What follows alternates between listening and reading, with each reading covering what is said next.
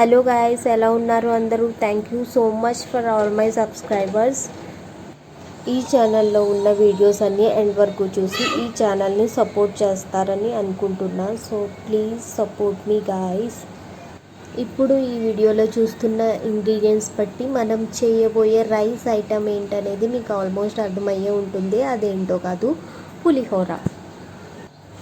Traditional వేలో ఇప్పుడు మనం చింతపండు పులిహోర తయారు చేద్దాం. ఇది హెల్దీ అండ్ చాలా టేస్టీగా ఉంటుంది. ముందుగా మనం చింతపండును శుభ్రంగా కడిగి ఉడికించాలి. నేను కిలో రైస్కి 50 గ్రామ్స్ చింతపండు తీసుకుంటున్నా.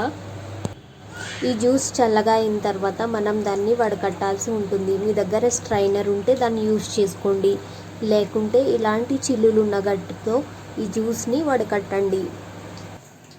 ఈ జ్యూస్ని పక్కకు ఉంచి మనం ఇప్పుడు కారాన్ని ప్రిపేర్ చేసుకుందాం. ఈ కారాన్ని తయారు చేయడానికి మనకు కావాల్సిన పదార్థాలు: 1 టీ స్పూన్ ధనియాలు, 1/2 టీ స్పూన్ జీరా, 1 ఇంచ్ అల్లం ముక్క, 4 ఎండుమిర్చి, 4 మిరియాలు, 1/2 టీ స్పూన్ ఆవాలు. వీటిని మనం ఆయిల్ లేకుండా ఎర్రగా ఫ్రై చేసుకోవాలి. దీనిలో నుంచి ఫ్లేవర్ బయటికి వచ్చినట్లయితే అవి రెడీ అయ్యాయని అర్థం. చల్లారాక మనం మిక్సీ జార్లో వేసి గ్రైండ్ చేసుకొని పక్కన పెట్టుకోవాలి.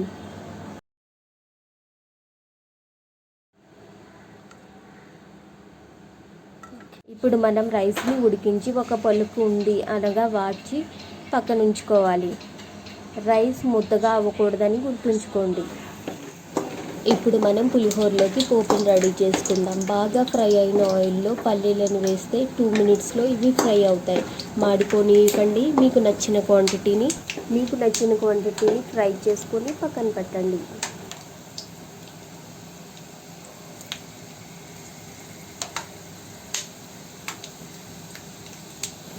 ఈ ఆయిల్లోనే మనం 1 టీ స్పూన్ ఆవాలు, 2 టీ స్పూన్ శనగపప్పు, 1 స్పూన్ మినపప్పు, ఇవన్నీ కూడా బాగా ఫ్రై చేసుకుందాం.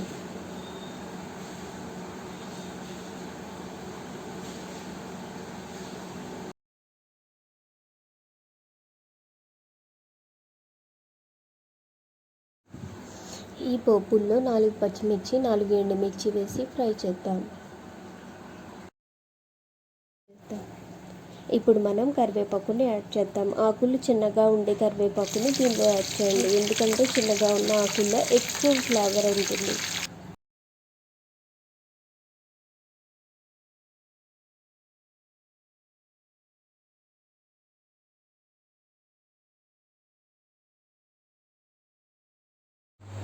ఇవన్నీ 2 మినిట్స్ ఫ్రై అయిన తర్వాత రుచికి సరిపడా సాల్ట్, కొద్దిగా ఇంగువ, 1/2 టీ స్పూన్ పసుపు, ఇవన్నీ వేసి ఈ మిశ్రమాన్ని 2 మినిట్స్ ఫ్రై చేసుకోవాలి.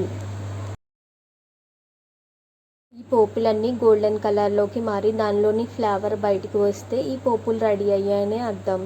అప్పుడు మనం దీంట్లో చింతపండు రసాన్ని యాడ్ చేసుకుందాం.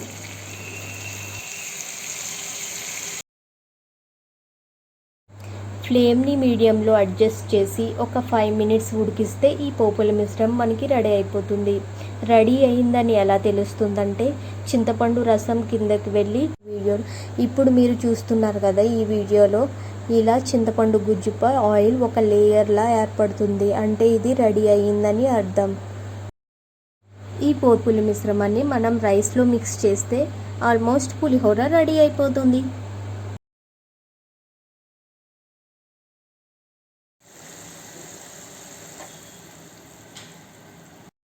ఇంతకుముందు మనం ప్రిపేర్ చేసిన కారాన్ని ఈ రైస్లో యాడ్ చేయాలి. ఈ కారాన్ని మనం పోపుల్లో మిక్స్ చేసినట్లయితే ఆ పోపులకి చేదొస్తుంది. సో దట్ అందుకని మనం ఇలా విడిగా రైస్లో కలుపుకుంటున్నాం.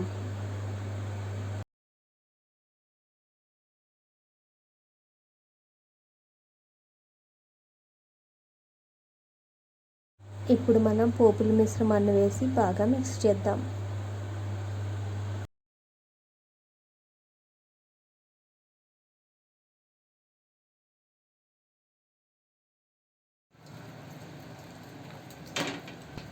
మీరు కూడా ఇలానే ట్రెడిషనల్ వేలో ఈ చింతపండు పులిహోరని రెడీ చేయండి. అండ్ మీరు చేసిన పులిహోర ఎలా వచ్చిందో కామెంట్ సెక్షన్లో పిన్ చేయండి. ఈ ఛానల్ని సబ్స్క్రైబ్ చేయడం మర్చిపోకండి. ఈ వీడియోని మీ ఫ్రెండ్స్ అండ్ ఫ్యామిలీకి షేర్ చేయండి. అండ్ లాస్ట్లో మనం ఈ పులిహోర టేస్ట్ని ఇంకా పెంచడం కోసం కొద్దిగా పల్లీలను యాడ్ చేసుకుందాం. అండ్ మీ దగ్గర అవైలబుల్ ఉంటే నెయ్యిని యాడ్ చేసుకోండి. ఇలా కనుక మీరు పులిహోరని చేస్తే చాలా టేస్టీగా ఉంటుంది అండ్ పర్ఫెక్ట్గా వచ్చి తీరుతుంది. ఈ పులిహోర నేను వేడిగా తిని చూసా, చాలా టేస్టీగా ఉంది. మీరు కూడా ఇప్పుడే ట్రై చేయండి. నెక్స్ట్ వీడియో కోసం వెయిట్ చేయండి. అంతవరకు bye. I love you. Thanks for watching.